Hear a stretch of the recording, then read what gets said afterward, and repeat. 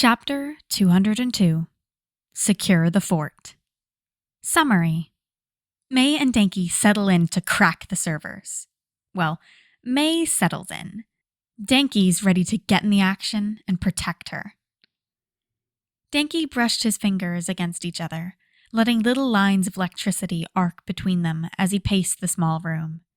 It had only taken a few minutes of watching Mei whiz through folders and lines of encryption before he got lost.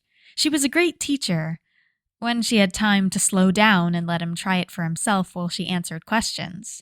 But this was a raid. They didn't have time for that.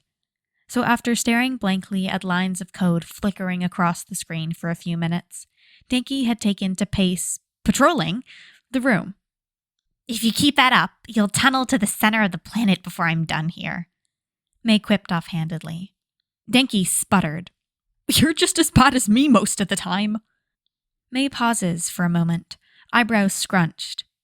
"I wasn't judging you," she says as she gets back to work. "I just think you need to find something else to do before you're full of too much bone-itching energy." "Oh," Dany stutters. Sometimes he forgets that Mei's like him. She's not going to tell him to stop fidgeting or that walking in circles is weird. No, she gets it. And she gets that he's about to vibrate out of this plane of reality if this restless energy continues. "I can't, though. I've got to protect you." "I can protect myself," Mei states. "And I'm not saying go off and join the gals in their eldritch mayhem.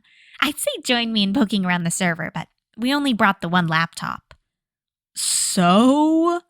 Dany probes, unsure where she's going with this.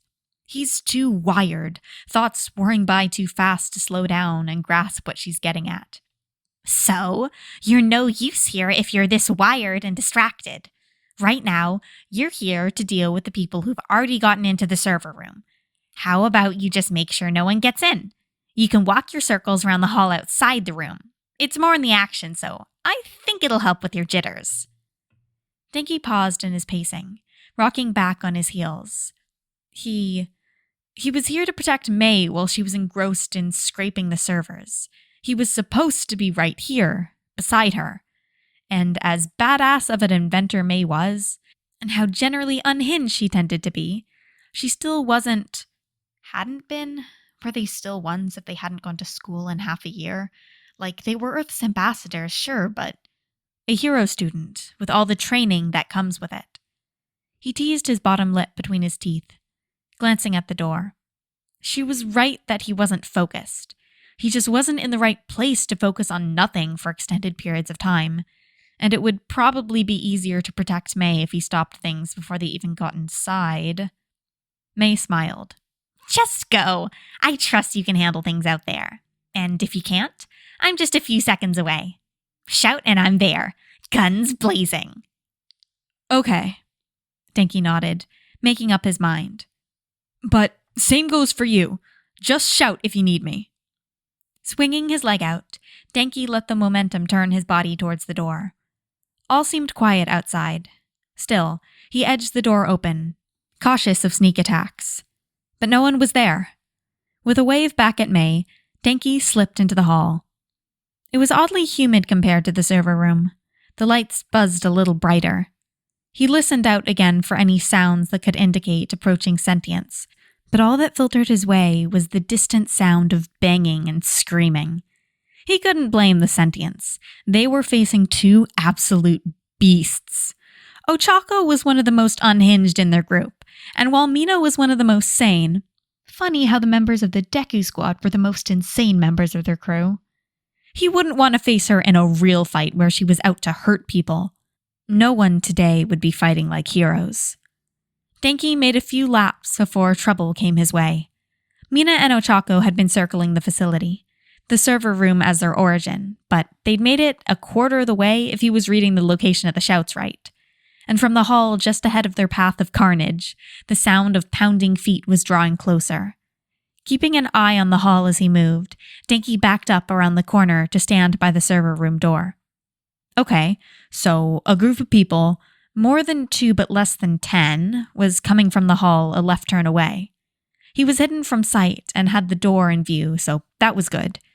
Until he was able to get eyes on where the enemy was positioned, it was probably best for his whip to stay holstered. The steps drew closer. Surprise and speed would be on his side, so his best bet would be to jump out and be the human taser he was born to be.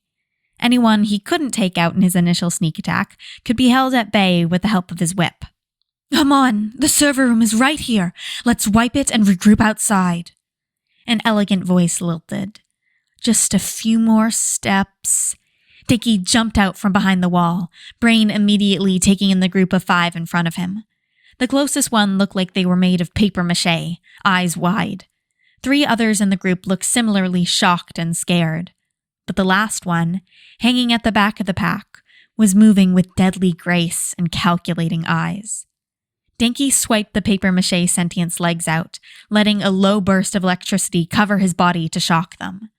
The next 2 got electrified punches to the solar plexus, dropping like bricks. Despite a poofy alpaca-like alien being the next closest, he dashed past to go for the limber woman that had dripped danger. His jabbed elbow was sidestepped by a hair, the graceful sentient shooting forwards under his arm. Twisting to face her, he prepared for a counterattack, but she kept going forward, towards the server room, towards Mei. The long tail of his whip released gracefully from its holster, and in one fluid motion, it was shooting out to ensnare escaping feet.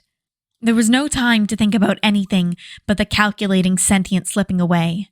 No time to register the figure coming from the side. His brain bounced against his skull as he was slammed into a concrete wall by a woolly mass. Through blurred vision, he watched as his strike changed trajectories, lashing out against the papier-mâché alien regaining their footing as the running sentient turned the corner. "Mei!" he shouted. Ducking, he dodged the woolen fist lashing out. "Watch out! Someone!"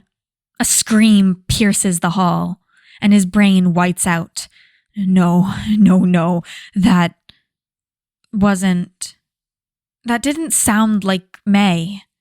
Still, his heart pounded as he jabbed the handle of his whip through the coarse wool to let electricity flow past insulating fluff and to vulnerable flesh below.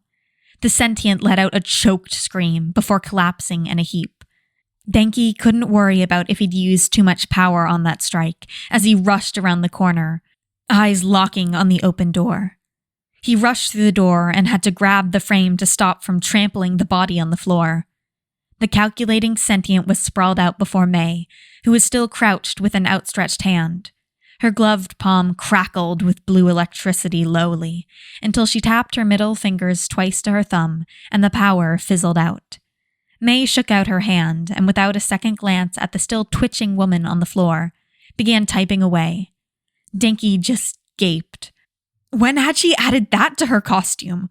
Or had it been there all along? "Told you I could protect myself," Mei declared to the stunned silence. Yeah, she really could.